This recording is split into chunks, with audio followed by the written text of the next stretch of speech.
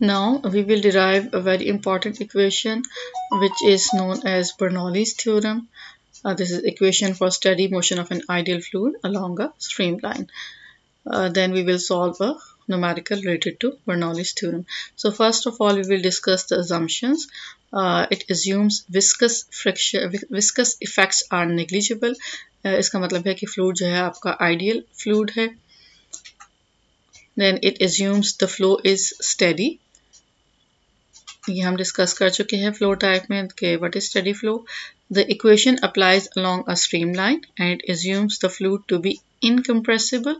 It assumes no energy is added to or removed from the fluid along the streamline. तो Bernoulli's equation को derive करने से पहले हमें इसका जो है ऑयलर्स इक्वेशन से स्टार्ट करना पड़ेगा. Euler's equation is valid both for compressible and incompressible. Then उसको जब हम सिर्फ इनकम्प्रेसिबल के ऊपर अप्लाई करेंगे तो इक्वेशन जो हमारी चेंज होकर बर्नौलीज थ्योरम बन जाएगी. So now let's start with Euler's equation of motion along a streamline. ये फिगर आपके सामने है. This figure shows a short section of a stream tube surrounding the streamline and having a cross-sectional area small enough for the velocity to be considered constant over the cross-section. Steady flow हमने consider करना है. तो ये जो figure आपको नज़र आ रही है इसको अभी हम डिस्कस करते हैं. इसमें हम डिस्कस करेंगे कि from the consideration of rate of change of momentum from point to point along a streamline and the forces acting due to the effects of surrounding pressures and changes of elevation, it is possible to derive a relationship between velocity, pressure, elevation and density along a streamline. ये सारी terms जो हैं velocity, pressure, elevation और density, ये वाली terms अभी आपकी जो हम equation derive कर रहे हैं Euler's equation उसमें आएंगी. तो इनके दरमियान एक रिलेशनशिप डेवलप होगा. फिगर को पहले डिस्कस कर लेते हैं. फिगर आपके सामने है. इसमें दो सेक्शंस हमने ले लिए हैं. एक सेक्शन ए बी है and other is section C D. So A B and C D are two cross sections which are separated by a short distance delta S. So at section AB, the area is A, velocity is V, pressure is P and elevation is Z. And at section CD, these are the terms written here. Area is A plus delta A, velocity is V plus delta V, and pressure is P plus delta P, and elevation is Z plus delta Z.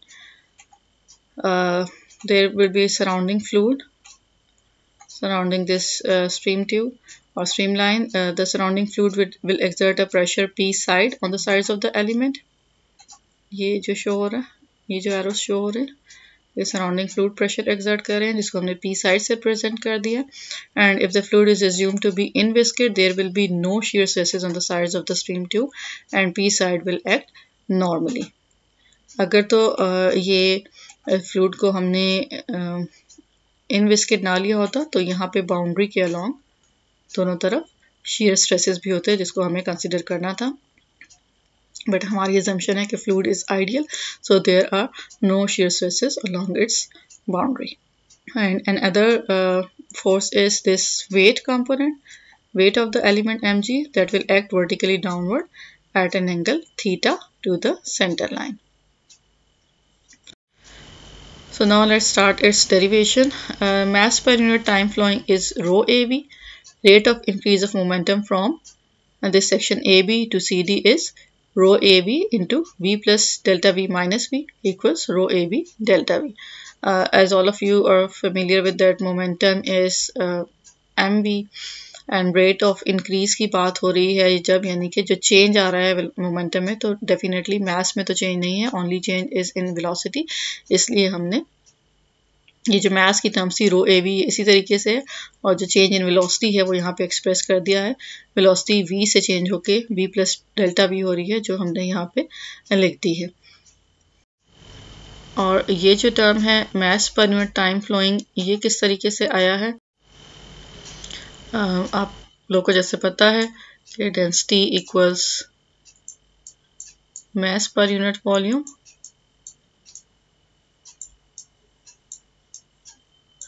And जब हम बात कर रहे हैं mass की तो यहाँ से हम mass equals rho into volume और यहाँ पे लिखा है mass per unit time, सो हम इसको टाइम से डिवाइड कर देंगे।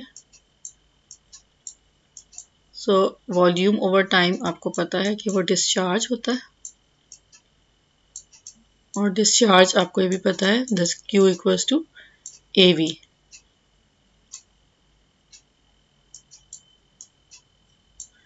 सो this is mass per unit time which is equals to rho AV.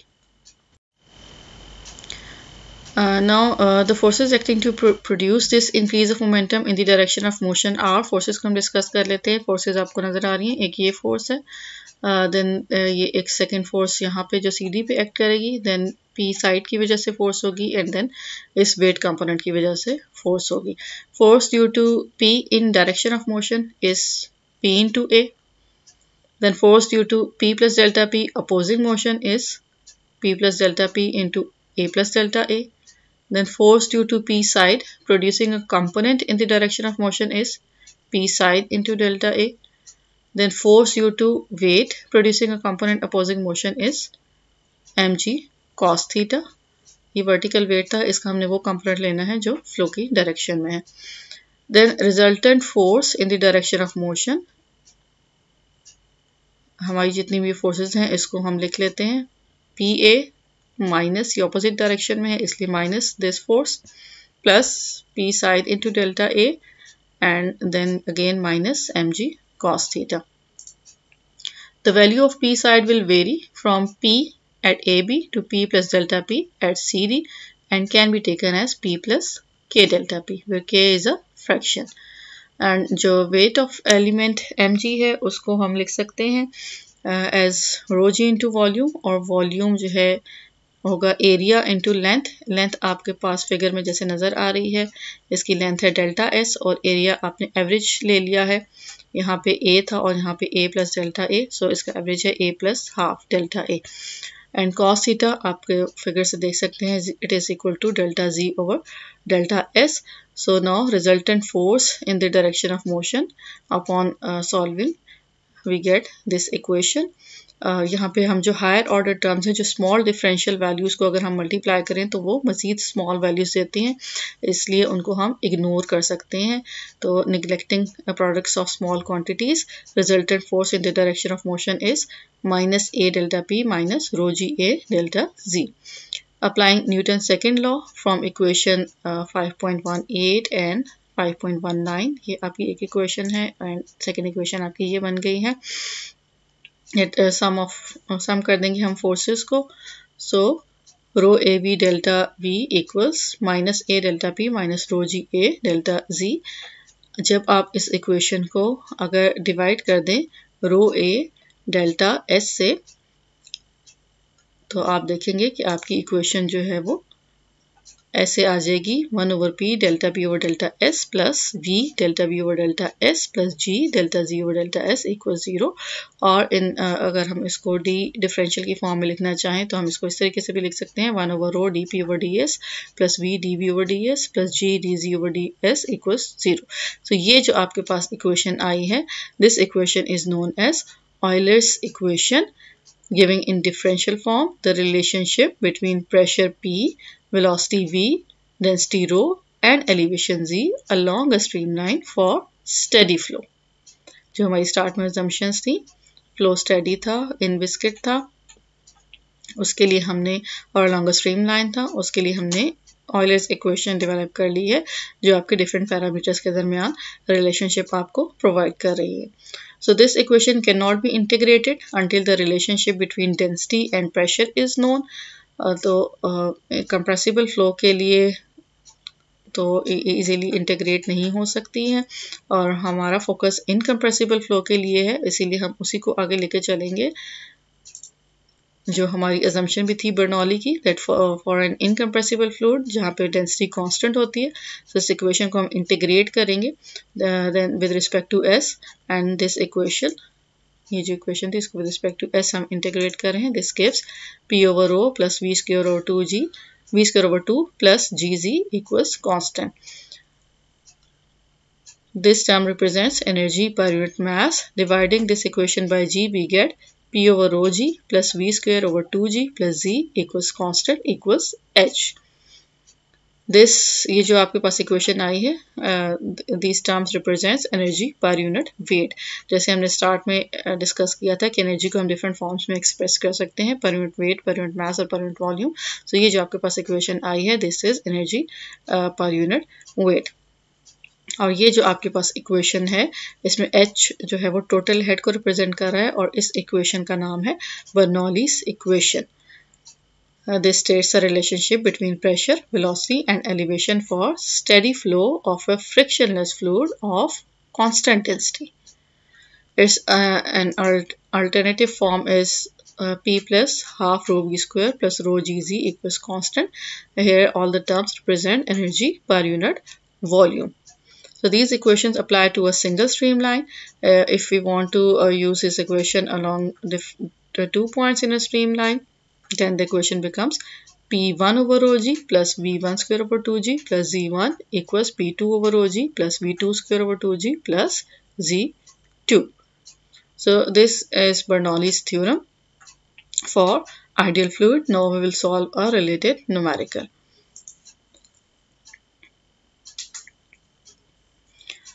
Here is a statement. Glycerine in a processing plant flows in a pipe at a rate of 700 liters per second. At a point where the pipe diameter is 600 millimeter, the pressure is 300 kilopascal. Find the pressure at a second point where pipe diameter is 300 millimeter. If the second point is 1 meter lower than the first point, neglect the head loss. सबसे पहले आप ये note करें, यहाँ पे mention है neglect the head loss. This means that आपने इसको कंसिडर करना है कि फ्लूइड जो है वो आइडियल है. इन रियलिटी तो फ्लूइड आइडियल नहीं है, ये रियल फ्लूइड है, लेकिन अभी हम इसको स्टार्ट कर रहे हैं. इसको हमने यहाँ पे एज्यूम किया है कि ये आइडियल है क्योंकि हम यहाँ पे हेड लॉसेस को निगलेक्ट कर रहे हैं. देन हम इसी को जब आगे फर्दर प्रोसीड करेंगे, देन हम इस इक्वेशन को रियल फ्लूइड के ऊपर किस तरीके से चेंज कर सकते हैं वो भी डिस्कस करेंगे. तो आपके पास जो डाटा है वो क्या है कि आपको एक लिक्विड दे दिया है ग्लिसरीन, जिसकी स्पेसिफिक ग्रेविटी 1.26 है. वो इस पाइप के अंदर फ्लो कर रही है. किस रेट से फ्लो कर रही है? रेट आपको गिवन है 700 लीटर्स पर सेकेंड और आपको डिफरेंट डायामीटर्स बता दिए हैं. डाया वेरी कर रहा है, स्टार्ट में 600 मिलीमीटर है, देन 300 मिलीमीटर पे चेंज हो रहा है. जहाँ पे डाया 600 है वहाँ पे इसका प्रेशर 300 किलो पास्कल है. आपने सेकंड पॉइंट पे जहाँ डाया चेंज हो रहा है 300 मिलीमीटर, वहाँ पे आपने प्रेशर कैलकुलेट करना है. और एक और चीज़ इसमें गिवन है कि जो 2 पॉइंट्स है 1 और 2, इनमें एलिवेशन का डिफरेंस जो है वो 1 मीटर है. 0.2 जो है वो 0.1 से 1 मीटर नीचे एग्जिस्ट कर रहा है.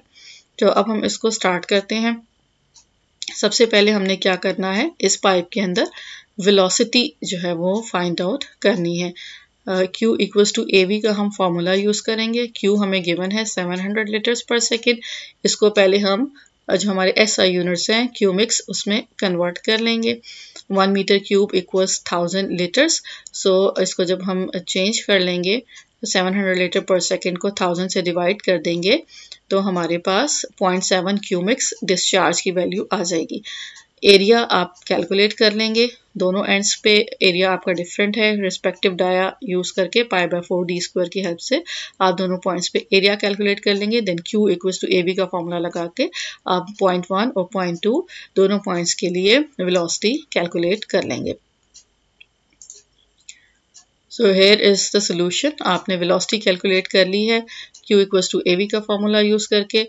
सो Q divide by A1 is V1 और इसी तरीके से Q डिवाइड बाई A2 जब आप करेंगे तो आपके पास V2 आ जाएगा.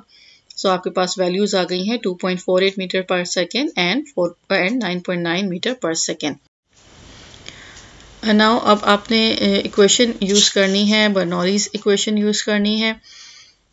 P over gamma plus Z plus V square over 2G These are for point 1 equals P2 over gamma plus Z plus V2 square over 2G. तो जैसे हमने स्टार्ट में डिस्कस किया था कि अगर आप रेफरेंस पॉइंट से नीचे की तरफ जाएंगे तो जो आपकी एलिवेशन होगी उसको आप नेगेटिव वैल्यूज़ में लेंगे, और अगर आप रेफरेंस पॉइंट से ऊपर की तरफ जाएंगे तो एलिवेशन को आप पॉजिटिव कंसिडर करेंगे। इसमें से किसी भी एक पॉइंट को आप रेफरेंस कंसिडर कर सकते हैं। अगर आप पॉइंट 1 को रेफरेंस लेंगे तो इसकी एलिवेशन 0 होगी और पॉइंट 2 की एलिवेशन -1 होगी। अगर आप पॉइंट 2 को रेफरेंस कंसिडर करते हैं तो इसकी एलिवेशन 0 होगी और पॉइंट 1 की एलिवेशन +1 होगी। अभी जो कैलकुलेशंस हम कर रहे हैं उसमें मैंने पॉइंट 1 को रेफरेंस लिया है, आप चाहें तो उसको चेंज भी कर सकते हैं। सो पॉइंट 1 को अगर रेफरेंस ले रही हूँ मैं तो यहाँ पे एलिवेशन इसकी 0 है। P1 ओवर गैमा, प्रेशर आपको गिवन है, गैमा आप कैलकुलेट कर लेंगे by multiplying this specific gravity with specific weight of water. So P1 over gamma आपके पास आ गया यहाँ पे, प्लस Z1 0 है, plus V1 square over 2G equals P2 over gamma, P2 unknown है, प्लस Z2, इस इक्वेशन में इसकी वैल्यू -1 है, plus V2 square over 2G. So all the values are unknown, only there is one unknown which is P2.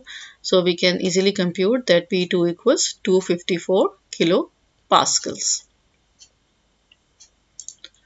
So there are some more questions which you can easily solve by applying Bernoulli's theorem.